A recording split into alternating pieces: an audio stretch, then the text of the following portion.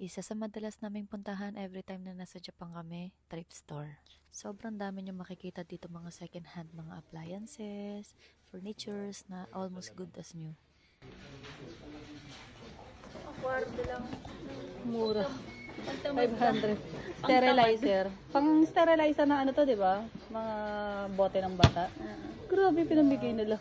Meron ding mga second-hand na shoes, mga damit, branded, like mga Nike, Under Armour, Adidas, and many more. So katulad nito, Under Armour sapatos, 1,900 yen. Pero bagong-bago pa yung itsura niya. Wala nga lang tag.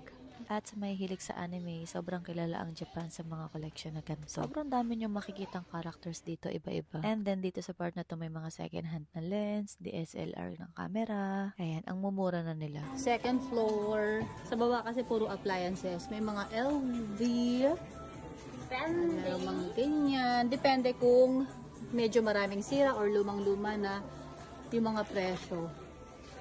Na bags. Ito sinasabi sa'yo, bago. Ooh! Forla. Christian Dior.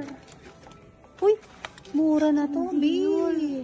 Christian Dior yan, B. Ano lang siya, ayan. Ayan lang yung mga ano niya. Kinemberlu Eklabo. Pero, Nakita ko nga din. dyan na rin kasi papunta yan. Ayan, oh. Medyo fragile na siya. Pero, ang mura na niya, oh. And then, mga ayan, mga LV na shoes, wallets, and yung mga kilalang brand na jacket. Uy! Uy, ang mura na ito ah. Mga pambago. Ito ang ganda. Ay, ang ganda. And this one, ano to? Anong brand to? Uy, Falchi. Hindi ko kilala. Ito mo, Jacobs. Marc Jacobs. O, diba?